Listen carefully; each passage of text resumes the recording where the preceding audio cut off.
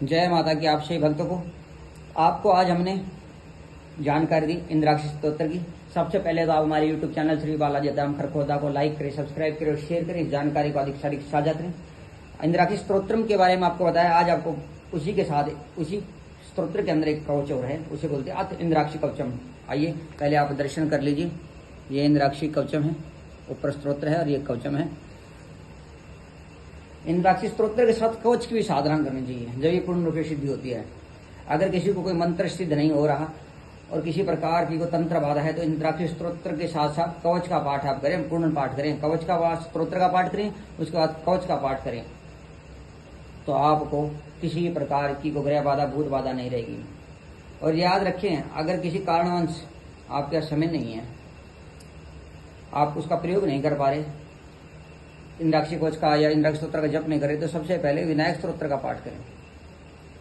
विनायक स्तोत्र भी इन्हीं में है, श्री गणेश जी महाराज का है स्तोत्र। इंद्राक्षी स्तोत्र का जप करें, फिर इंद्राक्षी कवच का जप करें, उसके बाद विनायक स्तोत्रम का जप आप करें। ये तीनों स्तोत्र जो हैं, एक इंद्राक्षी स्तोत्र, फिर एक इंद्राक्षी कवच, उसके बाद विनायक स्तोत्रम, इन तीनों का आप जप करें। इंद्राक्षी स्तोत्र, कवच और यंत्र को सिद्ध करने के लिए या इस पाठ को सिद्ध करने के लिए अश्विनी मास की नवरात्रि या चैत्र मास की नवरात्रि शुभ होते हैं। इन दिनों में आप इसका जप करेंगे तो बड़ा कारगर होगा। नवरात्रों में प्रतिदिन व्रत रखने के साथ साथ आप इसे यंत्र को या इंद्राक्षी कवच को, स्तोत्र का नियम से पाठ करें। इसका 11 पाठ डेली करें आप नवरात्रों के अंदर। आप देखेंगे 9 दिन में आपको देवी की कृपा की बड़ी प्राप्ति हो जाएगी। और इंद्राक्षी देवी का एक मंत्र है जो वैसे तो हम YouTube के माध्यम से बताते नहीं, फिर भी आपको बता रहा हूँ। ओम श्रीम हरीम क्लीम एम इंद्राक्ष नमः। मैं दोबारा मंत्र बोल रहा हूँ, ओम श्रीम हरीम क्लीम एम इंद्राक्ष नमः। इस मंत्र का जाप 1008 बार या 1001 बार आपको जप करना चाहिए रुद्राक्षी माला से, और पूरे नवरात्रि करना चाहिए। और उसके बाद इसका दशांश हवन भी करना चाहिए अपने आप, और उसका तर्पण कर लें, मार्जन कर लें और ब्राह्मणों को भोजन कराएं, तो आपको मंत्र भी सिद्ध होगा, इंद्राक्षी कवच भी सिद्ध होगा, इंद्राक्षी स्तोत्र भी सिद्ध होगा और विनायक स्तोत्र भी आपको लाभकारी होगा। और इस प्रकार आप करते हैं तो इस प्रकार मंत्र, कवच, स्तोत्र आपका सभी प्रभावीकारी हो जाएगा, आपको सिद्ध हो जाएगा।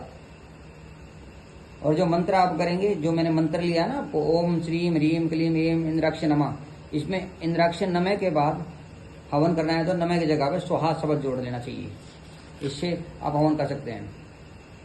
और गाय के घी के द्वारा इस हवन को करना चाहिए, ये बात हमेशा याद रखें। या गाय की अगर आम की लकड़ी है तो उससे हवन कर ले, अगर आम की लकड़ी नहीं है तो गाय के गोबर से बने कंडों से आप हवन कर ले। और इंद्राक्षी स्तोत्र का जप आप इस पूरे नवरात्रि में आप करिएगा, 14 तक भी आप कर सकते हैं, आपको बड़ा लाभकारी होगा। अगर आपको कोई बुखार है, अन्य व्याधि हैं, तो जो इंद्राक्षी हवन करेंगे आप, इसकी विभूति अपने मस्तक पर आप लगाते रहें। अगर कोई भूत प्रेत तंत्र के द्वारा कोई बीमारी बनी है, कोई रोग बना है, 1 दिन आने वाला बुखार, 2 दिन, 4 दिन, 5 दिन आने वाला जो बीमारी ठीक नहीं हुई, इस विभूत को अपने मस्तक पर लगाएंगे हवन की, तो आपका रोग ठीक हो जाएगा। तो आइए, और आपको मैं एक विशेष जानकारी और दूंगा। इंद्राक्षी कवच से आप जल भी अभिमंत्रित कर सकते हैं। अगर किसी को ऊपर कोई भूत प्रेत है, जो मैंने आपको मंत्र बताया, उस मंत्र का जप करके आप किसी भूत प्रेत शाचिक बाधा वाले पर इस मंत्र के जल को डाल लेंगे तो उसकी भूत प्रेत बाधा भी एकदम शांत हो जाएगी। तो आज मैंने आपको इसके बारे में पूरा बताया, पर एक बात हमेशा याद रखिएगा, इंद्राक्षी स्तोत्र, इंद्राक्षी कवच और विनायक स्तोत्रम, इन तीनों का पाठ लगातार करिएगा आप, तो आप देखेंगे इंद्राक्षी स्तोत्र आपको सिद्ध हो जाएगा, इंद्राक्षी कवच सिद्ध हो जाएगा, विनायक स्तोत्र आपको ठीक प्रकार से सिद्ध हो जाएगा और आपको मन वांछित इच्छाएं, मन वांछित सिद्धियां प्राप्त होंगी। ये बात याद रखिएगा। तो आज मैंने आपको ये जानकारी दी, इसका लाभ उठाइएगा। इंद्राक्षी स्तोत्र, इंद्राक्षी कवच और इंद्राक्षी स्तोत्र, इंद्राक्षी कवच और विनायक स्तोत्र के बारे में मैंने आपको जो जानकारी दी। ये कवच लक्ष्मी, आपके घर में अन्न को, धन को, भंडार को बढ़ाने वाला, पुत्र पुत्री का प्रदान करने वाला, आपके पूर्वजों की कृपा पे प्रदान करने वाला, पितरों की कृपा भी आप पर आ जाएगी। भगवती इंद्राक्षी जो है वो लक्ष्मी भी हैं, तो आप इनकी साधना आराधना करें, इस जानकारी का लाभ उठाएं और इन दिनों में पूर्ण रूप से समर्थ्य से। और इस पाठ को ऐसा नहीं है कि कोई बच्चा नहीं कर सकता, औरत नहीं कर सकती, कोई बूढ़ा नहीं कर सकता, कोई जवान नहीं कर सकता। इस स्तोत्र में, इस पाठ में ऐसा कोई नहीं है। कि कोई नहीं कर सकता, कोई भी कर सकता है, क्योंकि भगवती का महान स्तोत्र है। और इस पाठ को आप करते हैं तो संकल्प लेके करें, संकल्प की विधि इसमें है।